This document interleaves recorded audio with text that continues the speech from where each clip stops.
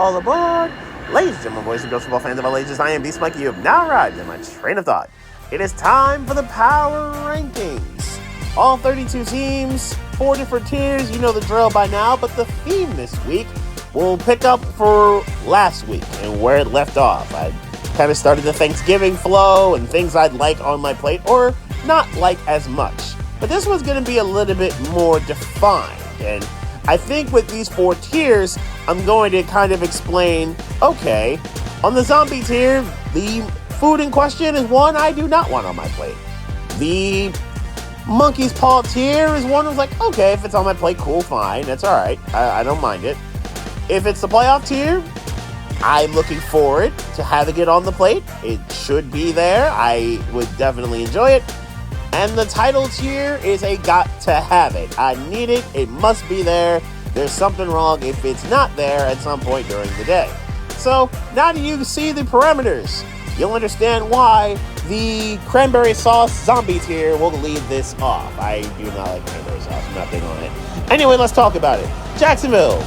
Children saw that. Yeah, y'all do understand that children saw you guys get absolutely mauled by Detroit, right? Where at no point in this game, pretty much from the moment you guys got off the buses, that you guys had a shot to actually win this game. And yet the people that were responsible for enabling this brutality and grotesque action on an NFL football field are still actually employed by the Jaguars. Now, we've been told that there will be changes, and I kind of expect them. I'm just surprised it didn't happen this week. Cleveland, average Sunday. That's effectively what it was here for the Cleveland Browns. They are back to normal, which is generally bad. They are getting clubbed in the head by their opponents. In this case, it was Taysom Hill and the Saints, and it'll probably happen again tomorrow night with the Steelers. So technically, it won't be an average Sunday. It may just be an average Thursday. And Steeler fans, I'm sure, will take over Cleveland Brown Stadium or First Energy Field, whatever it is they're calling the stadium on the shores of Lake Erie. Las Vegas, Brock Bowers season. Not much has gone right for the Raiders this year, let's be honest. But if there's one thing that we can say, well, aside from Mason Crosby, it's Brock Bowers. He's had a really good rookie year and is continuing to turn up and show why he's one of the more talented players to come out of this draft and debut in 2024. Will he win Rookie of the Year? No. But he will have some really good rookie numbers, and if he made the Pro Bowl, it would not shock me. Tennessee, Vols still alive. Yep, Tennessee took a beating by Georgia this past weekend in Athens, and the Vols are still alive for the college football playoff race. They just have to not slip up one more time, for if they did, they are definitely out, and this would go really badly for those who believed in Tennessee. Also, the Titans lost again, but we know this, and they're not very good or really that much enjoyable. Poor Jeffrey Simmons. I like him, and his career is kind of sort of getting wasted here. New York Giants. More Tommy Cutlets. I didn't think that Tommy DeVito would be back. I didn't think he would pull up and be the QB1 for the Giants again, but here we are. We're here again, and we are preparing to see him kind of ride out the rest of this year because the Giants aren't trying to pay the insurance tax on a Daniel Jones injury, and considering that offensive line in front of him is not good at all, I understand why you're not doing this. So, despite it angering some members of the team, namely Dexter Lawrence, we're going to go with Tommy DeVito, who was the most interesting thing to happen for the Giants last season, not named Saquon Barkley stuff, or Dexter Lawrence stuff, because he's also really good. Can he get the ball to Malik Neighbors? Asking for some fantasy owners. New York Jets. Another rebuild awaits. It seems like we're in a continuous cycle with the Jets. It's rebuild, draft promising players look pretty good, the wins aren't there, but the production somehow is, rinse, repeat. Bad coaching is mixed in there, one of the units, if not both of the units are awful, rinse, repeat. And we're back here now, where, okay, we realize this era of Jet football isn't working, and coaches are getting fired. Joe Douglas got fired, and now they're going to have to rinse and repeat. And whether they want Aaron Rodgers back or not is a huge question mark for next season and will be a major talking point for the rest of this year. Is Aaron Rodgers playing his last game at X place? Is Aaron Rodgers playing his last game at Y place? And I am wondering the same questions. Where is Aaron Rodgers going to go if he decides he wants to keep playing? Because obviously he wants that Super Bowl sunset deal. He just doesn't feel like he's going to get it. Or for that matter, anywhere close to it. Dallas, gap year? That's what this feels like. It's just like what happened in 2020, right? Where their season was an abject disaster after Dak Prescott got hurt. They never recovered, and no matter how bad the NFC East was that year, because it was awful, yes, Dallas had a shot to make the playoffs at the end, but it was still a lost cause. The season was lost hope. And it feels like this season is where we are here, where this season will be probably more lost hope and a lost cause.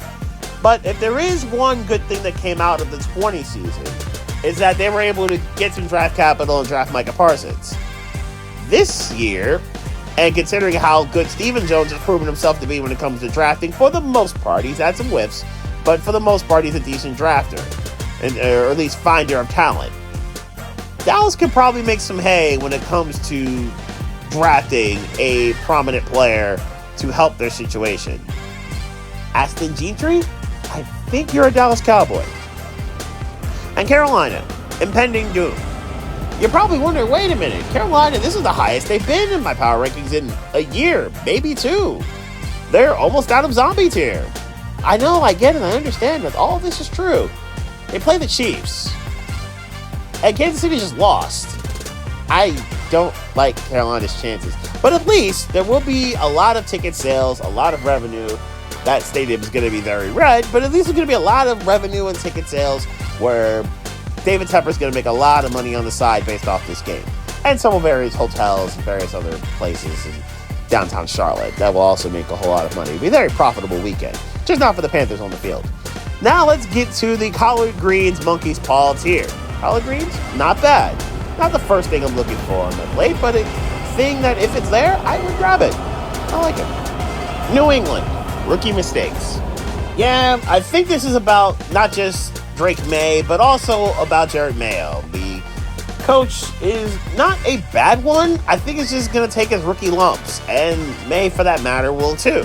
There will be moments where both will excel, where both will have really good eureka flows. It just are going to come few and far between with the lack of talent on this team that New England has. Lose a bunch of games and then go handle business in the draft. Can you do that? We will see. Chicago, new worst loss. I didn't think it could get much worse than losing on a Hail Mary, but apparently they decided to say hold all of the drinks and promptly lose on a block kick to your arch nemesis, your arch rival, and the Packers. Just when I thought the Chicago Bears season couldn't get much worse than the Hail Mary loss, we're here now. And all of a sudden, the Bears season is looking very, very much doomed. And like I said last week, there is a real chance that they lose out. And that would be really devastating for a Bears team that came into this year with a lot of hope and a lot of promise. New Orleans, doing this again. So the Saints have lost to the Carolina Panthers this year, which is something I don't recommend, and firing Dennis Allen was a proper punishment for said loss. And then they've won two straight games, I should say. And New Orleans looks like a competently functioning team. Their offense is starting to click, and MVS is looking like the Packers MVS, where he was cooking people and playing pretty well. Derek Carr is looking very impressive again, and Alvin Kamara is looking decent. And I already talked about Taysom Hill a couple times over the last 24 hours. They're starting to get back to the competent Saints team. And it's frustrating because they literally lost 7 straight before the competence is returned. Are we really doing this again, Saints? Where you guys are really bad and then suddenly make a run and the run goes nowhere and all you've done is cost yourself draft capital? Why are we doing this, New Orleans? Cincinnati, out-bungled Chargers. Do you know how hard that is to do? To out-bungle Chargers. Yes, I get it. It's in the name, bungling. You've done that a lot. You do that a lot. You had a whole decade full of it. This is the 90s I'm talking about. But chargering is legendary, and it's been very real over the last 5 to 6 years. And yet you found a way to out-bungle it. You found a way to make it happen, and it was by two conventional means. One of which we expected. Your defense is terrible. Not named Trey Hendrickson. He's a beast. And some other dudes on the team, but especially Hendrickson. And then Evan McPherson, which was the other surprising way. How did he miss those 2 kicks? A guy who has a very strong leg and is known for making good kicks, and then he misses both of them the exact same way, hooking them to the left just above the crossbar. Just a weird scenario for Cincinnati to do that and to lose the game like that. And another devastating loss that they're going to kick themselves over in the offseason if they don't make the playoffs. Could the Bengals make a run? Sure. I just think they're going to run out of time before they do. San Francisco, getting late fast. Like Cincinnati, the Niners have had several losses that they'll kick and scream over in the offseason. All of their division losses have been like this, where they've had all 3 of those games in place and in the bag, and yet they lose all of them. And it's got to be frustrating, and it's got to be agonizing for San Francisco fans to see all this go down like this. It feels like the Niners are not going to get anywhere this year, and with the Brock Purdy injury, I am very concerned about what they're going to do with him and whether he plays this week or how well he plays this week. In a game they absolutely have to have, and a game if they don't get, their season might be effectively done in an incredibly crowded NFC. Miami, building momentum. Night and day, that has been the Dolphins' offense. By night, without Tua, I should say, it is frustratingly bad. It has basically got the movement of somebody walking underwater with a cinder block tied to their ankles. It is just not happening. They could run the ball to some degree, but they can't move the ball through the air. Not great. With Tua, however, it's actually pretty good. It's productive. It's not the home run hitting offense that it was in 22 and 23 under Mike McDaniel. It's more the, they've got a counterpunch and can go death by 1,000 paper cuts if they need to type of offense. Instead of being Giancarlo Stanton, they're Luis Reyes, which is a bit of a deep cut for Marlins fans who may be listening, but it's kind of true. Defenses obviously have taken away the deep ball with the too high safety look, yet Miami has played a really good, efficient offense, just getting the ball out quick and to run the football effectively and just go to work that way. It's working for Miami, and that's the type of offense that could absolutely win when your overhand right or left, if you will, doesn't work, but you could use the jab. A boxer is learning. I like what I'm seeing from this. Keep it going. Indianapolis, survive and advance. Let's face it, none of the Colts' wins have been ugly, but they have more wins than losses, and they have wins against the teams they need to have them against. That Dolphin win may really be the difference between the Colts making the playoffs and the Colts not making it. The Steelers win may come in handy in the event that the Steelers self-destruct to some degree.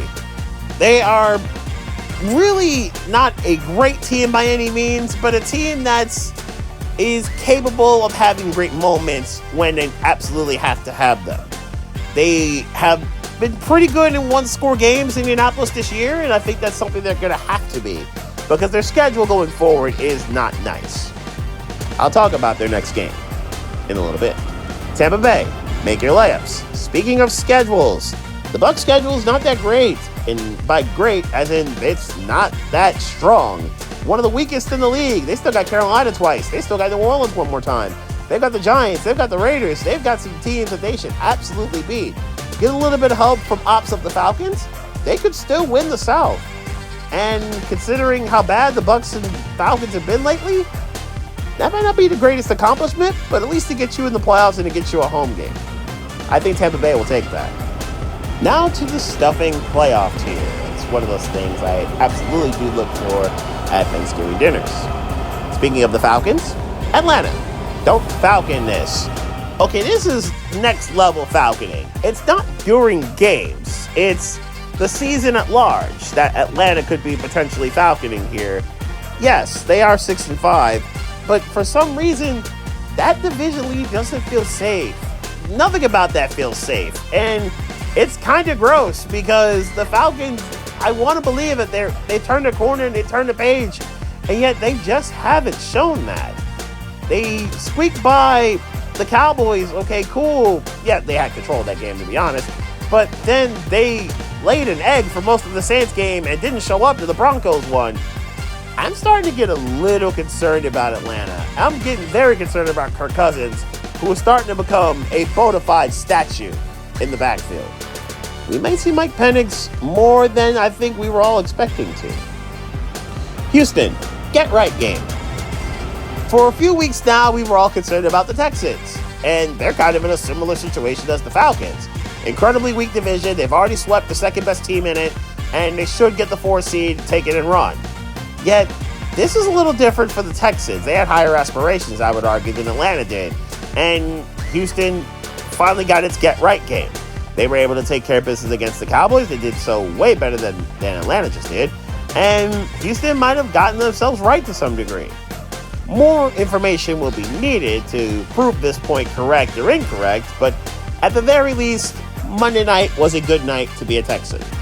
Well, a Houston Texan, if you will. Seattle. Biggest win since? That's the question I kind of have here.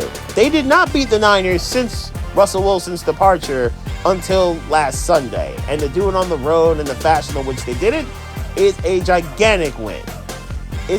When is the last time Seattle had this kind of signature win? Is it beating Russell Wilson? Like, when's the last time they had a big time win like this? I'm really trying to figure that out.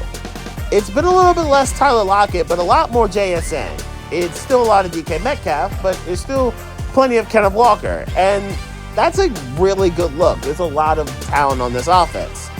The defense could get better somewhat, but you can at least work with it. Can Seattle get this done? Can they keep this rolling? Can they keep this moving? LA Rams, defend Rams house. There's a reason why I say this. And the reason is simple. It's because the opponent you're going to have in the Eagles coming in next Sunday night, they travel incredibly well. And you're going to have to make sure, if at your best, that they don't overrun and flood your building. Can you do that? I'm not sure you can.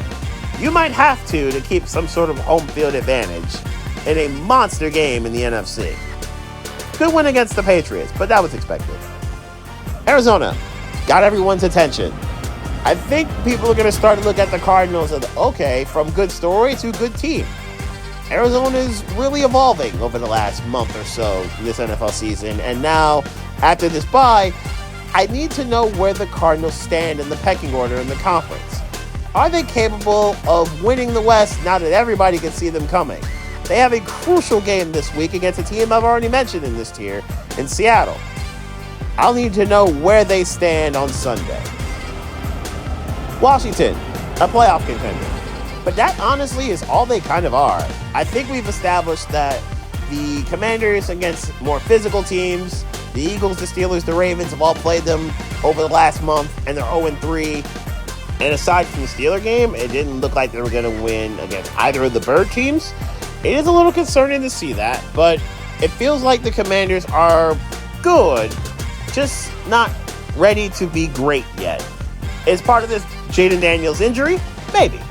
But it just doesn't feel like they are quite ready yet to go to that next level of echelon teams in the NFC. No shame in that, though. You're coming a long way, Washington. Just keep going.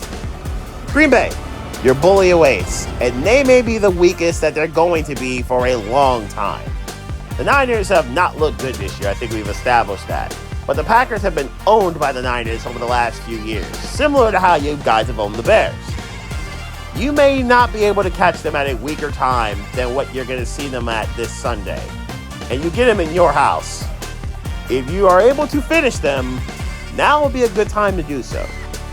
And Denver. Bo Nix. ROTY? Yeah, it's possible. Bo Nix is looking really good. The Broncos were a team that not a lot of people had making a playoff run. Yet they seem incredibly worthy to do so. Nix has been efficient. He's not turning over the ball and making too many mistakes. And the Broncos defense, who we all expected to see show up, are indeed showing up. It's not just PS2. It's John Franklin Myers. It's Zach Allen. It's a really good defensive unit that knows what they're doing and took care of business. In hindsight, I could have also gone NFC South champions because they did sweep the entire division and dominated all 4 teams in it. But Bo Nix Rookie of the Year, I think he deserves some flowers. And now let's get to the mac and cheese title tier. Mac and cheese, gotta have it, and it needs to be the burnt kind, slightly burnt. You need that kind of golden brown mac and cheese. Gotta have it. Anyway, Baltimore. Is Tucker okay? This is starting to get a little concerning. Justin Tucker is out here missing kicks that he normally makes in his sleep. He normally makes blindfolded. It's starting to get a little weird to see one of the greatest kickers of all time and the most accurate kicker of all time, as we've seen over the years, struggle this bad. It's just odd to see that. And it really kind of set the tone and the tenor for this game with the Steelers, I should say, where Baltimore just never either A, felt quite right, or B, when they had to have the big plays to take advantage of the game and to take advantage of the Steelers' inability to score touchdowns, they just somehow couldn't make them. Which has got to be incredibly frustrating for a Ravens team that has really struggled against the Steelers lately. Minnesota, AVG breakout season. Andrew Van Ginkel, who a lot of Dolphins fans loved and hated to see go, is turning into the really good pass rusher that a lot of people believed he could be in Miami. He's already got 8 sacks, which is a career high, and I'm sure he will expand on this high when it comes to Minnesota's next few games. He's got 2 pick sixes, which we know he can do, and he's always been pretty solid in coverage. And like Andrew Van Ginkel is a folk hero, kind of, sort of, amongst Dolphin fans, and is becoming one, I'm sure, amongst Vikings fans. For the Vikings, I do need to see Sam Darnold not see Casper. As long as that's the case, I think we're going to be okay here with Minnesota, and the Vikings should still make the playoffs. They have built up a lot of equity early. Just don't lose it all late. LA Chargers somehow didn't Charger, which I think if this game were played last year, if this game were played maybe even last month, the Chargers lose this game to Cincinnati. They don't find a way to come back and win. This is just what chargering has been over the years. They are the definition of Murphy's Law. What could go wrong usually does go wrong. And yet with Harbaugh, things have gone right. And a lot of things have gone right. They have actually been relatively healthy, knock on wood. They have actually been really efficient. They make mistakes, yeah, but they don't do dumb things after the mistakes are made. They don't compound them, is what I'm trying to say. They are efficient at making sure that you make mistakes, and then they punish you when you do. The Chargers are a smart football team, and that's not a sentence I think I could say over the last 5 to 6 years. Philadelphia, legit contender. I think they've earned their stripes now. They've got a legitimate win against a good Commander team, and their offense is rounding into form and is one of the best offenses in the league. The defense is rounding into form. All of their health is obviously there. Their 2 rookie picks in DeJean and Quinion Mitchell are really playing well. Darius Slay doesn't have the big burden he has. We're getting a good season from the Kobe Dean. The Eagles are getting a season where everyone's producing as opposed to 1 or 2 people, which is what they kind of needed. Sure, Bryce Huff may be on a milk carton still, but they haven't really needed him to emerge as the dominant pass rusher they paid for. Everybody else is producing. That in itself is scary. They're able to cover up a lot of their mistakes. The brotherly shove is working not quite to the dominant efficiency that it was with Jason Kelce, but we're close there.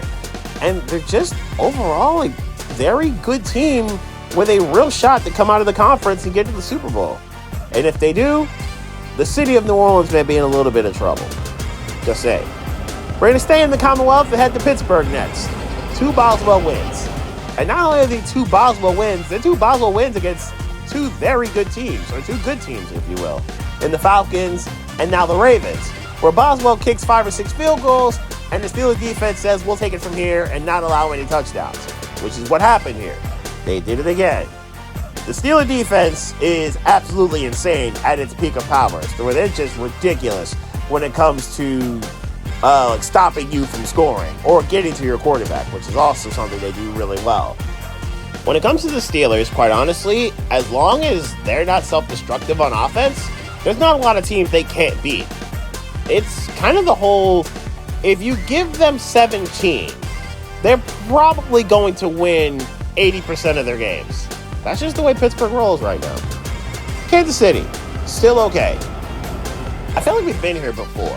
Not once, but twice, now thrice. Buffalo plays their most spirited, most important, most emotionally charged regular season game, and they beat the Chiefs.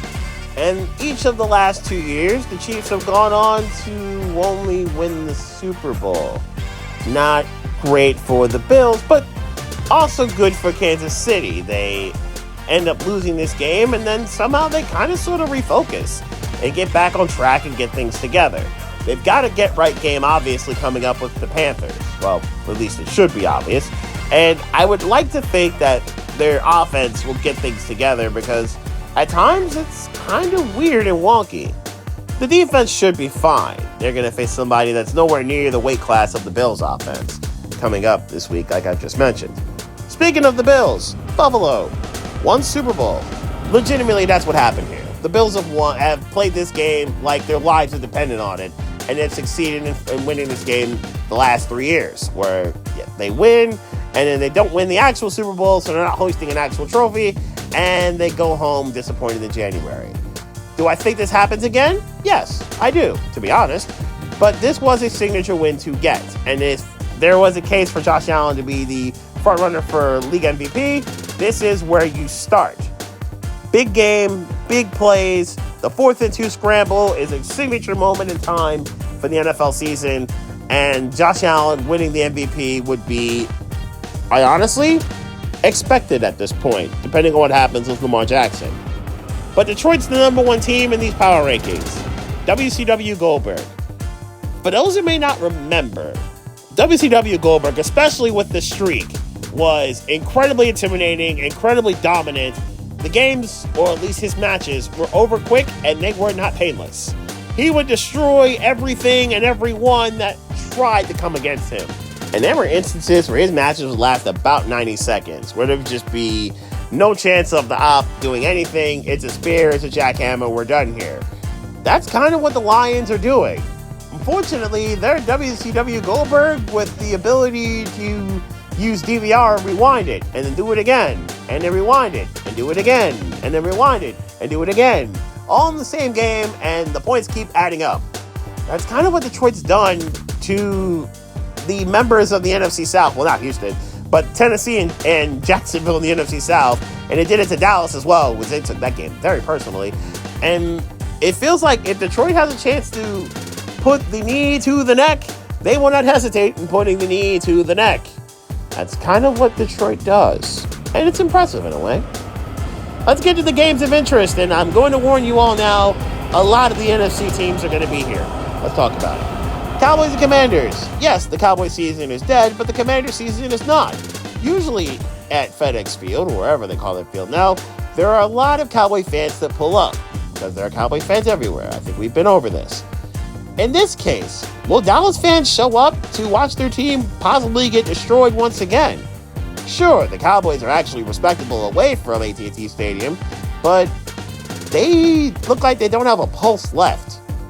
I do want to see if Micah Parsons can cause some chaos for Jaden Daniels.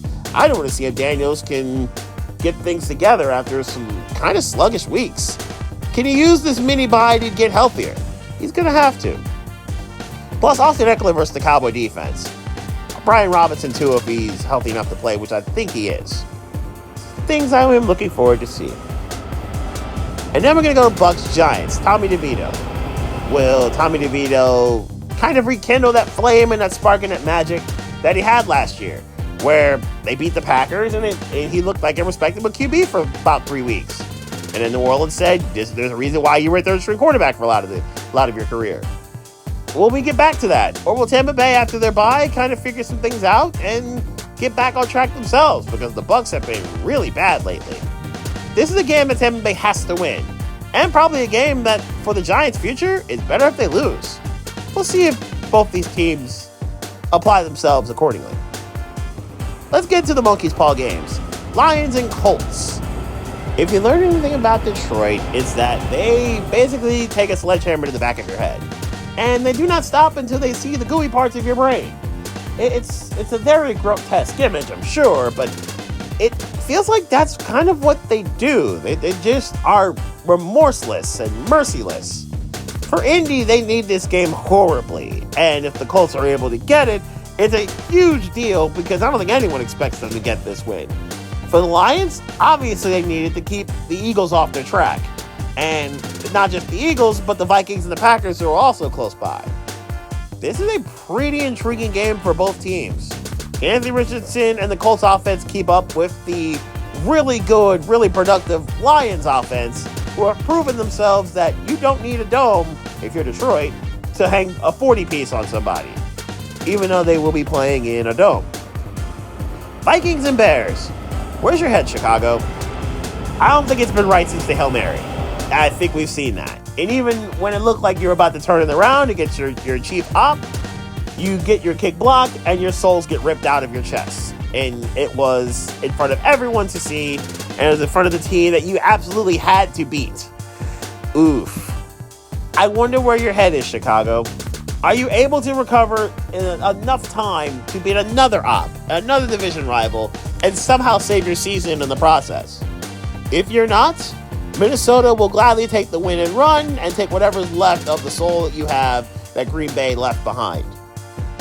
Another really grotesque image, but I think it's necessary for this. Let's get to the playoff tier games of interest. Cardinals, Seahawks. Kind of a measuring stick game for both teams. Where do you measure in the NFC? Where do you measure your division? Arizona's at the top of it right now, and for the Cardinals to stay atop of it, they're going to have to keep doing what they're doing. They've already beaten the Rams, they've already beaten the Niners. And in the case of Seattle, can Arizona get that done and move forward and show themselves to not be a fluke? I'm looking for Rick Woolen and or Devin Witherspoon versus Marvin Harrison Jr. And for that matter, Trey McBride, who's had an excellent season so far too. I want to see if Seattle's defense can stand up to James Conner. I want to see if Arizona's defense can stand up to all those skill guys that Seattle has. I am worried about Arizona in that realm. Do they have enough skill guys to keep up with Seattle's version? This should be a fun game, and I'm looking forward to seeing where both these teams stack up in this division. We're going to stay in the NFC West for a lot of the rest of this. First, Niners-Packers. This feels like the last chance for San Francisco. If you don't win this game, what happens? What happens in the Niners? Like, do they crumble? They don't seem like the team to fold unless there's a bunch of injuries. But they are probably as healthy as they're going to be, with exception to Nick Bosa's injury issues and Brock Purdy's injury issues. George Kittle plans on playing, so you have some variation of Voltron. And at this point, I think Juwan Jennings has earned the right arm that Brandon Ayuk would have had, so I will give Juwan Jennings that right. He will be a part of Voltron, at least for the rest of this season, until they figure out what to do next year. So with that in mind, Brock Purdy would have a new variation of Voltron. Are they enough to beat the Packers once again in a game that they constantly win and usually do well in? For Green Bay, can the Packers kind of sort of keep this momentum going after what happened last week and how they kind of stole one in Chicago? Can the pass rush get to Purdy? It's been a bit of a problem for Green Bay. And now we're going to go to the title tier games. We're going to get the last team in the NFC West. That would be the Rams. Can they defend their house from intruders coming from 3,000 miles away? Eagles fans travel well, and I'm sure they've already set up camp, some of them, in LA or Inglewood, somewhere in that vicinity to get ready to invade SoFi.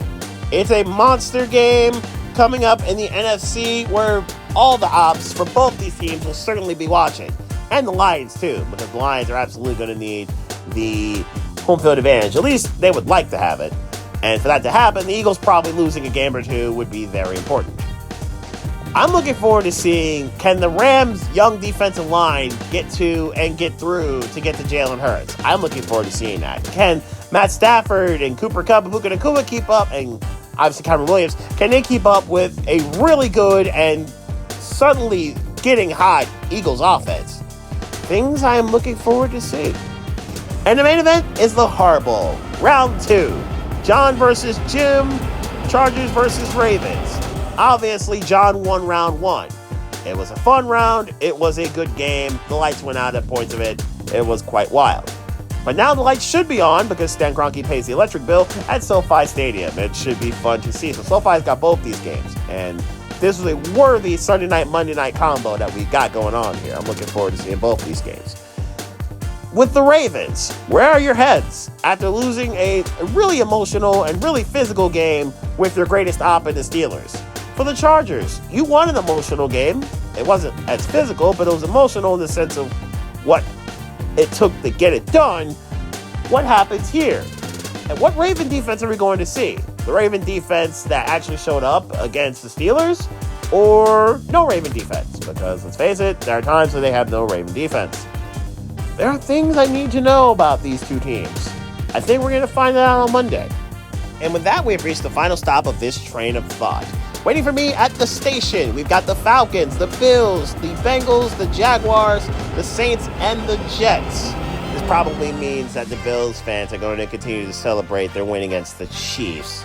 That kind of is what happens when you're off and you win and things of that nature. Anyway, I've got a lot of picks to make. Some good, some bad. One will involve the Cleveland Browns and the Pittsburgh Steelers. And that game will actually be the first stop of my next train of thought.